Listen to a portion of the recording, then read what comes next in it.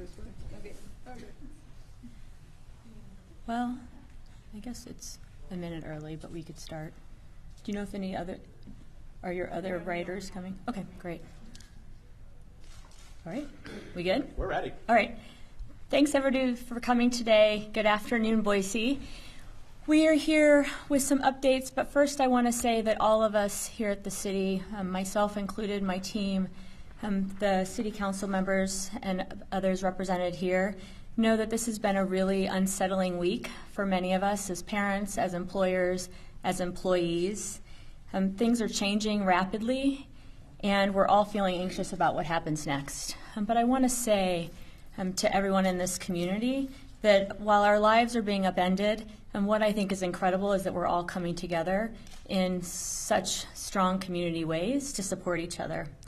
Each of us, as I said, is concerned about our families, our livelihoods, especially as work is changing, and of course what's going on in our community. But I'd say it's times like this that really define who we are. And so I'm going to call on everyone to think about how we extend the care that we know we would need in a moment of trouble to your neighbors while practicing social distancing in any way that you can, and to your community, your teachers, your kids, your employers, et cetera. Because at the end of this, it will have been our community that sustains us. While we are working as hard as we can to protect our employees and our community's public health, it's the sense of togetherness and connection that we all have to each other that's so incredibly important that we sustain throughout all of this. But I wanted to update you on the city's announcement this morning, first declaring a state of emergency with regard to COVID-19. In response to multiple confirmed cases in the county and the state, together with cities in the Treasure Valley, so Ada and Canyon County, as well as county governments, each of us declared a state of emergency today. And the reason that we did that is because it allows us to protect our more vulnerable populations, to protect consumers, as we're all out there shopping and thinking about supplies. And of course, it frees up city resources and will enable us in the long run to seek reimbursement for any costs that we might have. And then starting tomorrow, in the interest of public health, and truly so that we can then better serve the community through this, effective Tuesday morning, public access to all city facilities except the airport will cease until further notice. As I said, that allows us to focus on community needs, our most pressing needs, and also to provide essential services. So now I'm going to share some details related to that. City services will still be available through call-in, online, and mail. We're working to create new ways and find new ways for the public to access services. City staff will continue to report to their work locations as usual, and we do that so that we can then prepare a team to provide essential services, but also to better serve the community. Field services like parking, building inspectors, things like that, will continue until we determine that the risk is too great. And we're evaluating public hearings and meetings with any significant attendance and exploring alternative approaches to delivering those. So then just some clarity around what that means for facility closures and cancellations. In addition, this morning to the declaration of emergency that I signed at noon, we are announcing operational changes effective tomorrow at the city.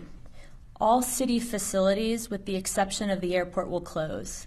This includes City Hall, City Hall West, Boise Public Library facilities, including the main library and our branch libraries, Fort Boise, including the Dick Eardley Senior Center. However, as we said on Friday, Meals on Wheels will continue. We'll do drive-up service, as well as the recreation programs and activities at the center.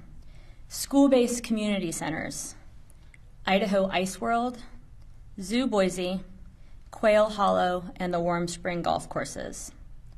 All citywide programming and public outreach will also be canceled until further notice, and that includes Parks and Rec classes, events, and leagues. Our City Council meeting tomorrow and in future weeks will continue, but we're exploring ways to be able to call in and port in through an online platform for both council members, the public, applicants, and others. Library and arts and history programs events and any public open house, town halls, listening sessions, or similar gatherings that are city hosted. In addition, we are not issuing special events permits for the coming 8 weeks in accordance with CDC's guidelines. However, our staff will continue to process them so that for events that are happening after or would be proposed to happen after the 8 weeks, we can move forward on that.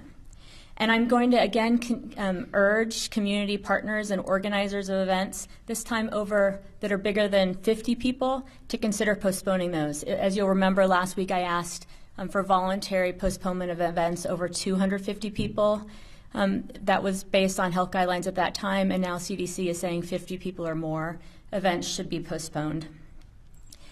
And then services traditionally offered through in-person interactions will be offered through the web if possible, over the phone, through the mail, or delayed until public services are restored.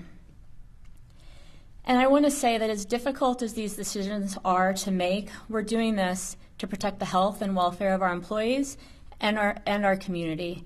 And by closing our facilities, we're able to focus on providing services outward to those in our community who most need them.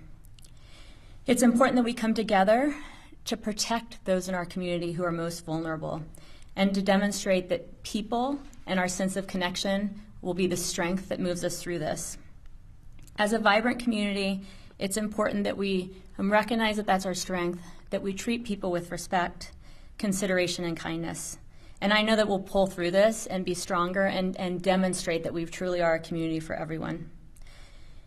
So in closing, we are continuing to evaluate our policies, procedures, and upcoming events, and we will continue to communicate like this to share our actions. And we're in close communication with partners at the county and state levels, other cities in this valley and around the state, and of course the health districts to monitor the situation. And we'll be communicating, sorry, I lost the word there for a second. We'll be communicating as often as possible, whether it be like this or as the situation changes, if it's me online streaming information. We'll continue to provide updates. So thank you so much for your understanding as we work through this. Thank you to our department heads who worked all weekend to come up with solutions as ways to provide essential services. Tomorrow night at the City Council meeting, the City Council will ratify the state of emergency. We will be looking at an ordinance related to health issues within the community and also bringing forth some advisory orders related to how we will provide services and enact regulations to enable staff and others to work remotely. So thanks very much.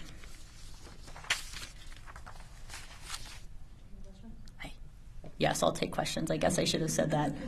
Are city staff still getting paid while these buildings are closed? Oh, yes. Our buildings are closed. We've asked city staff to continue to report to work so that we can work through essential, non-essential services, who can and will work remotely, et cetera. We'll be deploying staff in different ways as we need to provide services to the community, and all the while our goal is to continue to pay our staff. Will police and fire services be impacted in the city of Boise? Police and fire are basic public safety services, and like field services will continue to be operational and there to protect the community. Earlier, the president suggested that no more than 10 people should be together at this time. Is that change what the city of Boise needs to do, or are you comfortable with that 50 number? So internally, we've actually said that no meetings in the city of Boise with employees larger than 10 people should happen in person. That we are moving as employees to use your camera, port into a meeting, even if the meeting's in the building that you're at. I'm sticking with the designation right now by CDC that said 50 at any gathering, and we'll be reevaluating and changing as we see health reports. And you mentioned a collection of city services, city places like Zoo Boise that are closed for the time being. What's the timeline on how long they'll be closed, or is it wait and see for now? Right now it is wait and see. The health guidelines related to special events and large events is 8 weeks, and so that's where we use the 8 weeks for special permit issuance, but everything else is wait and see. And if we deem that there's a way to provide a service or to open one of our centers to provide services to the community, we'll do that. We thought it best to take the first step so that we can really determine what's essential, what's not, and focus our staff time on the community. Do you have a message to the city of Boise as people are continuing to rush out to stores and they're hoarding things, and we're hearing from different local officials about how there's not a shortage of supplies? What information do you have?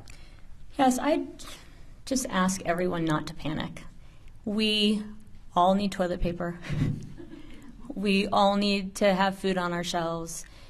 If you're in a store and you see something and you know that you've really got some at home and there's not much left, like, save it for someone else. We want at the end of this to know, as individuals in a community, that we did what was right. And so we ought to be thinking about that day by day, minute by minute, as we're getting ready for something that is scary to many of us. But that I think if we really think about it, we know that we'll get through this by taking precautions now to slow the spread of the virus and to protect those who need it most in this community. And that includes thinking about how we go out and shop, how we go out and conduct ourselves in neighborhoods, whether or not we choose to go to an event or host an event. All of these things, the steps that we're taking as individuals, impact so many of us right now, and I just urge everyone to think about that, to trust that we'll get through this, and that it's important that we get through it knowing that we've thought about others. There'll be a lot of kids that are out of school for the next few weeks, and a popular spot mom and dad might want to take them is the city parks. Are you recommending at this time that people avoid city parks and city playgrounds and swing sets, or do you encourage people to go outside? The parks are open, and these guidelines, you'll even notice from the CDC, are different for indoor events versus outdoor events. And so we've got a lot of beautiful, fresh, clean air and open spaces and parks in our city. And I'd encourage everyone to take advantage of outside time. As I said to my son today, who, a day like this is not like a snow day where you get to go play with all your friends. And with an extrovert kid, that's really hard to explain. But I told him, look, you can get on your mountain bike, you can go ride in the hills or go to the bike park, but you can't get a car with somebody to go further away. And when you're on the trails or in the bike park, just keep enough space between you and your friends that you know you're getting your healthy exercise and enjoying this place, but not doing what we're all trying to prevent, which is being too close to each other and potentially spreading illness. What do you say to people who are counting on daycare facilities at some of these buildings that will now be closed? Sure. The question was, what about daycare that is typically provided at some of these buildings being closed? We are actually working with the school district and other community partners to come up with a solution at some of our community centers. So I expect that by tomorrow we will be ready with an announcement related to child care for those who most need it at the centers that we oversee right now. For the homeless population in the city of Boise, is the city starting to work on possible plans for food stations, for places for them to stay? So these are all questions that demonstrate how important it is that our city be able to provide the services to the community, which is a major step as to why we're doing what we're doing today. The city, the county, the homeless shelters, healthcare providers have all begun conversations about how we best support that population, as well as the populations of kids who need school lunch. Kids in the neighborhood that will be home that might need a place to go to grab a snack. So all of these things are important elements of making sure that our community is safe and healthy for all of our residents. And each of the department directors that we have here are busy working on plans for how we do that in partnership with other leaders in this region. What about bars and restaurants? I mean, it seems like large places people are still going to. Is it not in the best interest to start thinking about making sure that those things get closed? There are many things that we will be reevaluating every day, and bar and restaurant owners are also asking about the best provisions for their employees as well as for the public. And so expect that at the council meeting, you'll get briefings on the actions that we can take and the steps that we plan to take to protect the health and safety of our community. Is any of this information going to be available in languages other than English? Yes, which I knew the answer was yes, but I wanted to make sure. That's why we have all of our department directors here. Yes, everything will be on our website. We're working with translation services. And again, if community members are realizing that we've missed something, we want to hear it so we can make sure that we've got everything covered. Does creating a state of emergency open up the city for state or federal assistance? It does. And so the reason that we declare the state of emergency was several-fold. We did that so that we can recover established costs that are being spent and then recover them if there's the opportunity to do so, to protect consumers. I think if and when it becomes necessary, to address shopping rules and pricing and things like that, as well as then open up the door for me to take some of the actions that I'm taking today and that as a council will likely be taking in the future. Great, thank you all so much for coming. Appreciate it, and expect from the city news on regular briefings and updates we'll be able to provide everybody.